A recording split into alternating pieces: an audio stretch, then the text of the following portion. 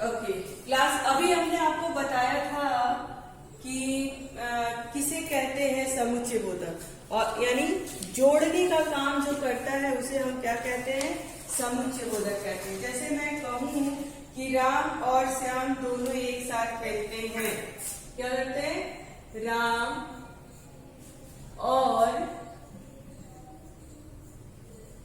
श्याम दोनों एक साथ खेलते हैं, ठीक है, दोनों एक साथ खेलते हैं।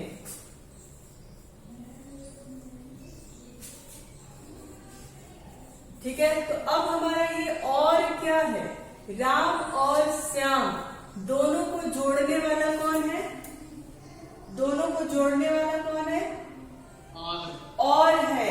तो जब ये दोनों को जोड़ने वाला और है, इसका मतलब यही हमारा क्या है, योजक है।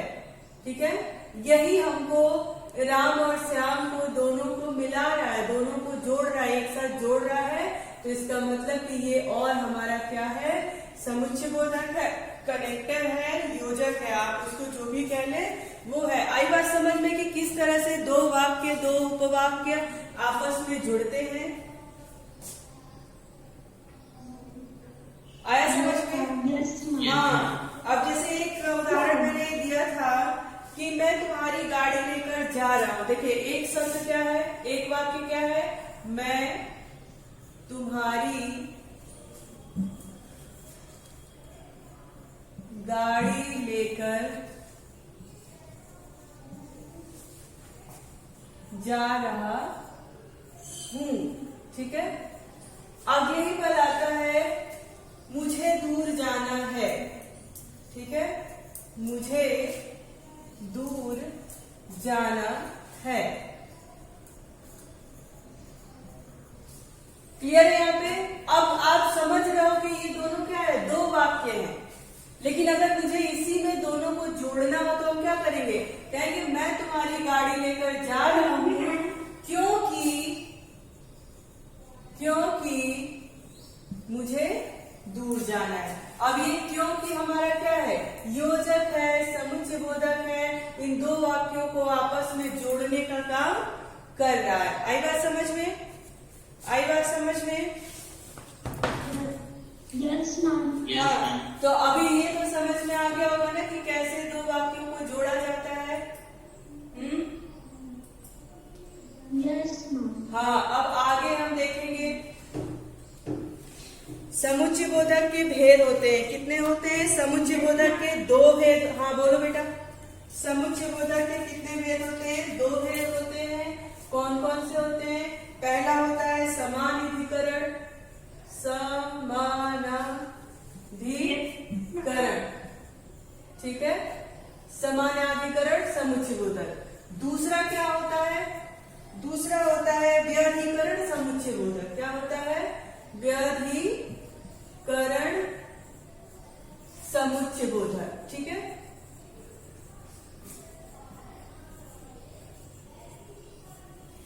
देखिए पहला तो हम लोगों ने जाना कि समुच्चय बोधक कहते किसे हैं, ठीक, और उदाहरण के द्वारा समझ ले कि समझ के ये पता किए कि किस प्रकार से दो वाक्यों को किसी शब्दों के द्वारा आपस में जोड़ा जाता है, ये देख लिया हमने।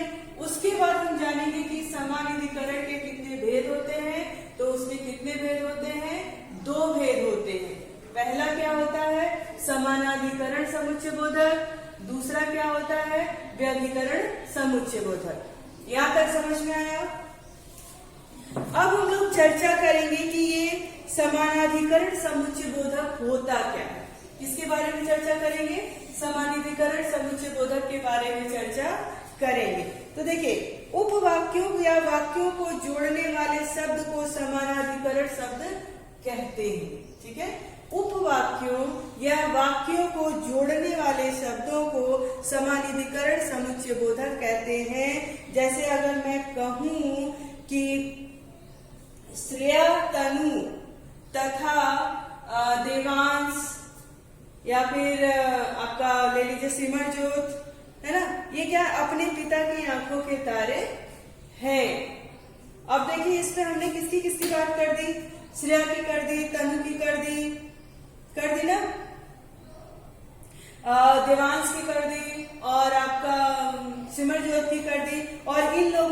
किया, तथा से जोड़ दिया, तथा से जोड़ दिया। ठीक, अब मान लो हम कहें कि शंकर पढ़ा लिखा, शंकर पढ़ा लिखा,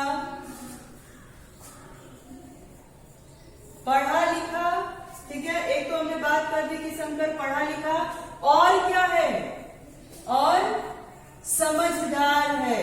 हमने और योजक लगा करके क्या बना दिया, उसको दो वाक्यों को आपस में जोड़ दिया। शंकर पढ़ा लिखा तो है ही, साथ ही साथ क्या है, वो समझदार भी है, साथ साथ ही समझदार भी है। आई बात समझ में, आई बात समझ में। समानिधिकरण, समानता की बात भी इसमें क्या है, दो या दो से अधिक समान स्थिति वाले शब्द, ध्यान देंगे, दो या दो से अधिक समान स्थिति वाले शब्दों, पदबंधों। हाँ, पदबंध की बात हुई थी, आप पेपर में एक शब्द पदबंध आया था और आप उसको समझ नहीं पाए थे। देखिए, पदबंध क्या होता है कि जो शब्द वाक्यों में आकर के मिल जाते हैं और एक वाक्य की रचना होती है, वो पूरे पद हो जाते हैं। और पदबंध इसलिए कहा जाता है कि शब्द क्या होते हैं, स्वतंत्र होते हैं, लेकिन जब उनसे वाक्य बन जाता है तो वो व्याकरणिक दृष्टि से बंध जाते हैं आपस में। ठीक है, कारक चिन्हों द्वारा, इन सब चीजों के द्वारा वो बंध जाते हैं, वो स्वतंत्र नहीं रह जाते, इसलिए उसको कहते हैं पदबंध। यानी शब्द जब वाक्य में बदल जाते हैं तो उसे हम क्या कहते हैं, पदबंध कहते हैं। क्यों कहते हैं, क्योंकि शब्द हमारे स्वतंत्र होते हैं और पद हमारे स्वतंत्र नहीं होते हैं, परंतु पद हमारे स्वतंत्र नहीं होते हैं, इसीलिए उसको हम क्या कह देते हैं, पदबंध कह देते हैं। अब आप पदबंध के बारे में कोई कंफ्यूजन तो नहीं होगा आपको क्लास? मैम मुझे समझ नहीं आया। देखिए, पदबंध नहीं समझ आया ना? यस। हाँ, पदबंध में इसलिए आपको बता रही थी क्योंकि आपकी परीक्षा में आ गया था, तो आप लोग इन शब्दों से थोड़ा परेशान हो गए थे कि ये पदबंध क्या है। तो देखिए, पदबंध उसे हम कहते हैं, पद यानी पूरा वाक्य, एक सेंटेंस जो आप बनाते हो, ठीक है। और उसको दो तरीके से समझा जाता है। पहला हमारा होता है शब्द। भाई, बिना शब्द के वाक्य की रचना नहीं हो सकती, बिना शब्दों के आप कोई वाक्य नहीं बना सकते हो, नहीं बना सकते। तो शब्द हमारे क्या होते हैं, स्वतंत्र होते हैं, ठीक है। अभी अगर कोई शब्द मेरे पास आ जाए, जैसे मान लीजिए ये शंकर हुए या फिर ये पढ़ा लिखा, ये शब्द हो गया, अब ये स्वतंत्र है, इसको जोड़ करके हम न जाने कितने वाक्य बना सकते हैं, क्लियर है यहाँ पे। लेकिन जब इसी शब्दों से हम वाक्य बना देते हैं तो वो व्याकरणिक दृष्टि से आपका कारक चिन्हों के द्वारा और भी इन सब दृष्टि से वो आपस में बंध जाता है। शंकर अलग शब्द है, पढ़ा लिखा अलग शब्द है, और जब तक ये अलग अलग बात हो रही है इसकी, शंकर को अलग देखा जाए, पढ़ा लिखा को अलग देखा जाए और को अलग देखा, तब तक ये स्वतंत्र है। लेकिन मैंने क्या किया, इसको, इस शंकर शब्द को वाक्य में बदल दिया, शंकर पढ़ा लिखा और समझदार है, ठीक है। अब हम ये तो नहीं कह सकते ना कि शंकर, अब हमको पता है कि शंकर किसी लड़के का नाम है, तो हम यहाँ पे ये नहीं लिख सकते कि शंकर पढ़ी लिखी है, नहीं कह सकते। शंकर पढ़ा लिखा है, व्याकरणिक दृष्टि से हमने इसको क्या किया, बांध दिया है, उसी को हम क्या कहते हैं, पदबंध कहते हैं। शब्द स्वतंत्र होते हैं, जब वो वाक्य में प्रयुक्त हो जाते हैं तो वो व्याकरणिक दृष्टि से बांध दिए जाते हैं, इसीलिए उसको हम क्या कहते हैं, पदबंध कहते हैं। आई बात समझ में? हाँ, ठीक है। अब चलिए हम लोग अपने पॉइंट पे आते हैं। हाँ बेटा, अब हम लोग अपने पॉइंट पे आएंगे, ठीक है। समुच्चय समानिधिकरण पढ़ रहे थे, उसमें पदबंध शब्द आ गया था, तो इसलिए मैंने उसको आपको समझा दिया। अब हम आगे बढ़ते हैं कि उपवाक्यों और वाक्यों को जोड़ने वाले शब्द। देखिए, ध्यान दीजिएगा, यहाँ पे क्या है कि दो शब्दों से अधिक समान स्थिति वाले, है ना, जो एक ही स्थिति में हो, ठीक है। समान स्थिति वाले शब्दों को, पदबंधों को, उपवाक्यों या वाक्यों को जोड़ने वाले शब्दों को समानाधिकरण समुच्चय बोधक शब्द कहते हैं। जैसे पवन, सुंदर। देखिए अब आपको हम बताएंगे कि कैसे इनमें समान स्थितियां हैं। पवन, ठीक है, पवन, सुंदर,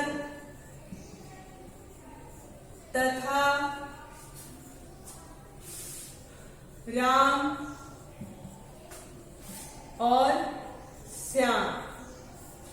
ये क्या है? अपने पिता के आंखों के तारे हैं और श्याम अपने पिता के आंखों के तारे, आंख के तारे हैं। ठीक है, आंख के तारे हैं। देखिए ध्यान दीजिएगा, देखो यहाँ पे हमारा समुच्चय बोधक क्या हो गया? तथा हो गया, और हो गया। ठीक, अब समान स्थिति की बात कर रहा है। यहाँ पे समान स्थिति का मतलब है कि पवन, सुंदर, राम और श्याम एक ही स्थिति से जोड़ा जा रहा है। क्या? अपने पिता के आंख के तारे, यानी अपने पिता को बहुत ही प्रिय है। आई बात समझ में कि समान स्थिति की बात क्यों कर रहा है? समान स्थिति की बात क्यों किया? आई समझ में, एक ही बात के लिए कर रहा है। यहाँ पे 3-4 कैरेक्टर अलग अलग हैं, परंतु एक ही स्थिति उनके साथ बन रही है कि वो अपने पिता को प्रिय है या अपने पिता के आंख के तारे हैं। आ रही समझ में बातें? आ रही समझ में? अब देखो दूसरा उदाहरण हम लोग लेते हैं। तुम्हें गरीबों को तंग नहीं करना चाहिए बल्कि मदद करनी चाहिए। देखिए, तुम्हें गरीबों को तंग नहीं करना चाहिए, यानी परेशान नहीं करना चाहिए। तंग नहीं करना चाहिए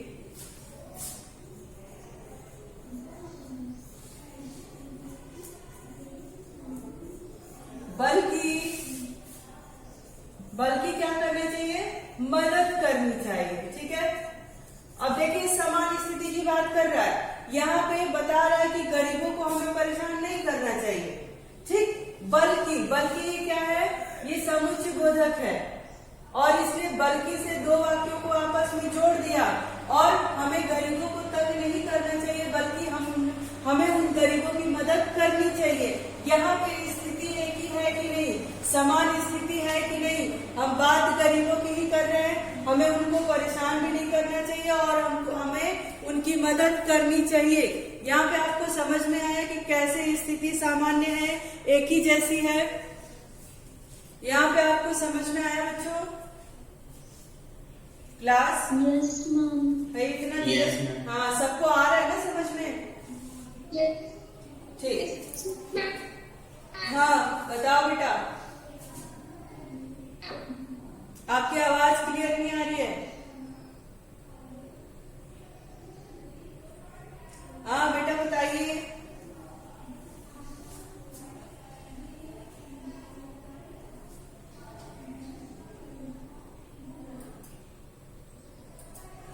सबको समझ में आया कि कैसे सामान्य स्थिति में सब वाक्यों को कैसे सामान्य स्थिति में समुच्चय बोधक शब्दों से जोड़ा गया है? आया समझ में? आया समझ में? चलिए अब हम एक सेंटेंस आपके पास देते हैं। तुम्हारा यह काम हो जाएगा। देखिए है तुम्हारा यह काम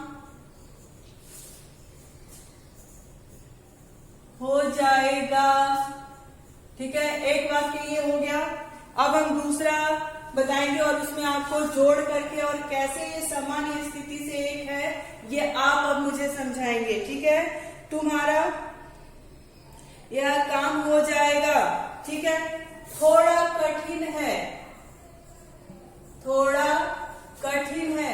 अब आप लोग हमें ये बताएंगे कि ये किस शब्दों के द्वारा ये जोड़ा जाएगा? कौन सा समुच्चय बोधक शब्द ऐसे होंगे? किंतु। वेरी गुड, किंतु हमारा हो गया। हमने किंतु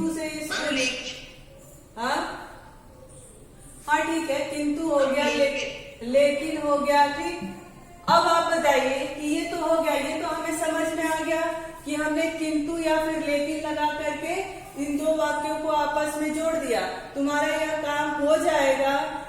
थोड़ा कठिन है, किंतु थोड़ा कठिन है या फिर लेकिन थोड़ा कठिन है।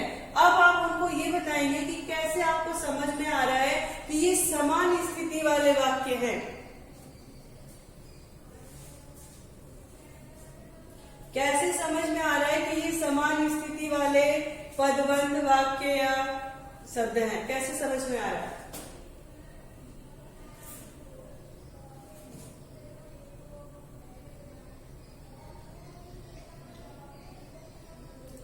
देखिए, किंतु से जोड़ दिया परंतु सामान्य की बात किया तो काम की ही बात कर रहा है ना, इससे अलग हटके तो कोई बात नहीं कर रहा। स्थिति वही है, काम की ही बात है। काम तो तुम्हारा हो जाएगा, थोड़ा कठिन है। दोनों की परिस्थिति एक ही है। हाँ, लेकिन क्या है, परिस्थिति एक है, हम काम को ही लेकर के बात कर रहे हैं। काम तो हम तुम्हारा कर देंगे लेकिन थोड़ा कठिन है। लेकिन हमने क्या किया, काम करने से मना नहीं हुआ है, थोड़ा कठिन है, हो जाएगा। परिस्थिति क्या है, एक ही है। आ रहा है समझ में? स्थिति यहाँ पर क्या है, एक ही है। आई बात समझ में? Yes ma'am. ठीक। अगर नहीं आ रही हो तो आप लोग बार बार पूछोगे, मैं बार बार बताऊंगी, ठीक है? लेकिन आपको एकदम समझ लेना है कि क्या है ये, ठीक है? अब देखिए, समानाधिकरण समुच्चय बोधक को भी 4 भागों में बांटा गया है। क्या है? संयोजक, विभाजक, विरोधवाचक और परिणामवाचक। देखिए, यहाँ पे आपको समझ में आएगा कि परिणाम और परिमाण में क्या अंतर है, ठीक है? अभी तक तो हमने देख लिया कि ये समानाधिकरण समुच्चय बोधक है क्या, ठीक है? समझ में आया? अब हम देखेंगे कि समानाधिकरण समुच्चय बोधक को बांटा कितने वर्गों में गया है। तो इनको बांटा गया है 4 वर्गों में। कौन कौन सा? संयोजक, दूसरा क्या है, विभाजक, तीसरा क्या है, विरोधवाचक, क्या है, विरोधवाचक, चौथा क्या है, परिणामवाचक। क्या है ये? परिणामवाचक। ठीक, आया समझ में? पहला क्या है, संयोजक, दूसरा है विभाजक, तीसरा है विरोधवाचक और चौथा है परिणामवाचक। अब हम बात करेंगे संयोजक की कि संयोजक क्या होता है, ठीक है? तो देखिए, 2 शब्दों या 2 से अधिक शब्दों, वाक्यांशों, उपवाक्यों अथवा वाक्यों को परस्पर जो जोड़ते हैं उसको हम क्या कहते हैं? संयोजक कहते हैं। जैसे अगर मैं कहूं कि तरुण और वरुण क्या है? मित्र है। वरुण क्या है? मित्र है। तरुण और वरुण को हमने जोड़ दिया और एक लगा दिया हमने संयोजक और कह दिया कि तरुण और वरुण हमारे क्या है? मित्र हैं। ये दोनों क्या है? मित्र हैं, ठीक है? अब कुल बात यहाँ पे यही है कि किन शब्दों से इसको जोड़ा जा रहा है। आई बात समझ में? आई बात समझ में? फिर से समझिए कि 2 शब्द, जो शब्द 2 या 2 से अधिक शब्दों, देखिए, जो शब्द 2 या 2 से अधिक शब्दों, तो 1 हो गया, 2 हो गया, 3 हो गया, ठीक है? 2 या 2 से अधिक शब्द है और ये हमारा शब्द है जो कि हमें इनको आपस में क्या कर रहा है? जोड़ रहा है। आई बात समझ में? आई बात समझ में? Yes ma'am. हाँ, हमें क्या कर रहा है? जोड़ रहा है। उसे हम क्या कहते हैं? संयोजक कहते हैं, ठीक है? अगर एक और उदाहरण दें कि यह जल मीठा ठंडा है, ठीक है? अब देखो कितना अटपटा सा लगेगा। यह जल मीठा ठंडा है। ठीक है, मीठा क्या, मीठा ठंडा है। अब बताइए यह जल मीठा ठंडा है। ठीक है भाई, वो चटपटा लग रहा है। हम इसको दोनों को, ये जो दो से अधिक शब्द हैं उनको हम किससे जोड़ सकते हैं, किससे जोड़ सकते हैं, एवं से जोड़ सकते हैं। यह जल मीठा एवं, ठीक है, यह जल क्या है, मीठा एवं, यानी जल जो है वो मीठा तो है ही परंतु ठंडा भी है, एवं ठंडा भी है। यानी दो से अधिक शब्दों को हमने क्या कर दिया, एवं शब्द से जोड़ दिया, और जिससे हमने जोड़ा यही हमारा क्या है, संयोजक समुच्चयबोधक चिन्ह है, संयोजक समुच्चयबोधक शब्द है। आई बात समझ में? माँ मैं एक उदाहरण दूं। हाँ बेटा दीजिए। राम और श्याम भाई भाई हैं। हाँ, राम और श्याम क्या है, भाई भाई। अब देखिए यहाँ पे क्या हो गया, राम हो गया, श्याम हो गया, भाई भाई हो गया। ठीक है, भाई भाई है। ठीक है, अब हमारे पास 1 2 3 4 शब्द हो गए, हो गए, हो गए। राम श्याम भाई भाई है। ठीक है, अब हमको अगर संयोजक से जोड़ना हो तो हम क्या कहेंगे, राम और श्याम, क्या हो जाएंगे, राम और श्याम। ये हमारा क्या हो जाएगा, जिससे ये जोड़ा जा रहा है इसी को हम क्या कहेंगे, संयोजक कहेंगे। क्या कहेंगे, संयोजक कहेंगे। आई बात समझ में? आई बात समझ में? हाँ, एक बार देख लीजिए। जो शब्द दो या दो से अधिक शब्दों, वाक्यों, उपवाक्यों, वाक्यांशों को परस्पर जोड़ते हैं, जैसे और हो गया, तथा हो गया, किंतु हो गया, एवं हो गया, परंतु हो गया, लेकिन हो गया, इनसे जोड़ते हैं, वही हमारे क्या होते हैं, संयोजक होते हैं। आई बात समझ में? चलिए अब हम बात करेंगे विभाजक की। ठीक है, विभाजक शब्द से आप क्या समझते हो? अब हम बात करेंगे किसकी, विभाजक। अच्छा, उनको कोई बताएगा कि विभाजक शब्द का अर्थ क्या होता है? मतलब अलग अलग करना। यस, अलग अलग करना। ठीक है, अब देखिए, एक से अधिक शब्दों, वाक्यांशों अथवा वाक्यों के भेद या अलगाव को प्रकट करते हैं। यहाँ पे हमें क्या करना, बांटना नहीं, हमें बस उन वाक्यों से जो अलगाव को प्रकट करते हैं कि यहाँ पे अलग अलग बातें हैं। ठीक है, अलगाव को प्रकट करते हैं, उसी को हम क्या कहते हैं, विभाजक कहते हैं। जैसे अगर मैं कहूं कि आप मेरे घर आएंगे या मैं आपके घर आऊं, ठीक है, आप मेरे घर आएंगे,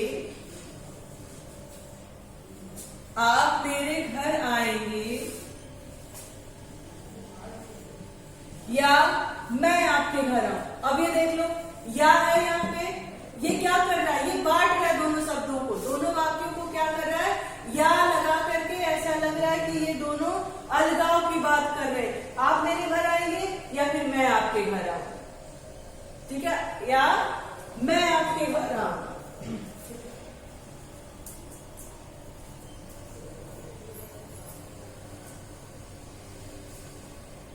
आया बात समझ में?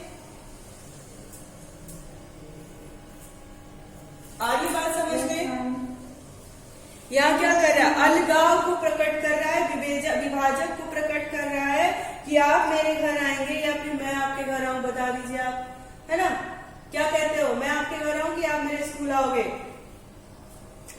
चलिए अब देखिए, न तुमने मेरी बात सुनी न उसने मेरी बात सुनी। ध्यान दीजिएगा, यहाँ पे इस वाक्य से अलगाव की बात समझ में आ रही है कि नहीं? न तुमने मेरी बात सुनी और न उसने मेरी बात सुनी। क्लियर है यहाँ पे? न तुमने मेरी बात सुनी, न तुमने मेरी बात सुनी,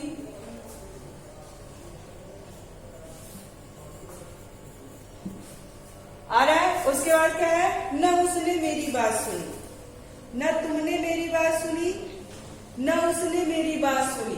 ठीक है, अब ये न क्या हो गया, न जो हमारा संयोजक है इसको लगा करके हमने दो वाक्यों में अलगाव की स्थिति प्रकट हो रही है, ऐसा समझ में आपको आ रहा है।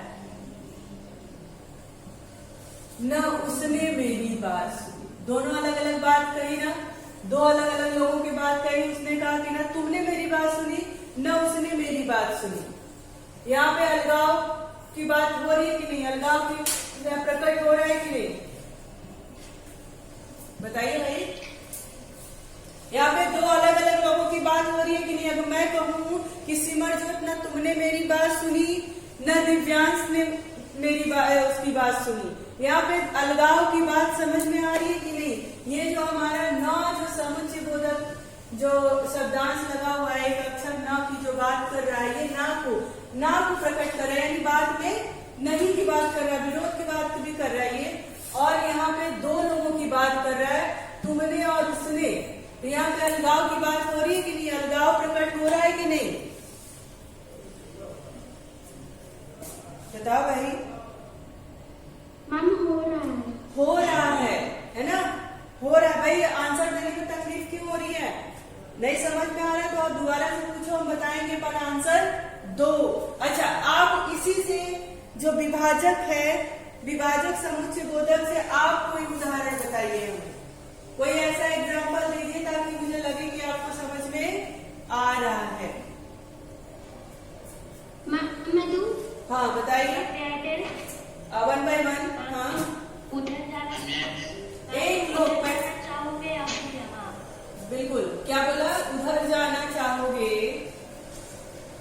उधर जाना चाहोगे या यहाँ आना चाहोगे। ठीक है, या यहाँ आना चाहोगे। ठीक है, अब ये देखो या की बात हो गई, या हो गया। अब यहाँ पे उधर की बात हो गई और यहाँ की बात हो गई, यानी अलगाव प्रतीत हो रहा है कि नहीं, हो रहा है कि नहीं। अब आया समझ में कि विभाजक क्या है। देखिए, हाँ बेटा लीजिए।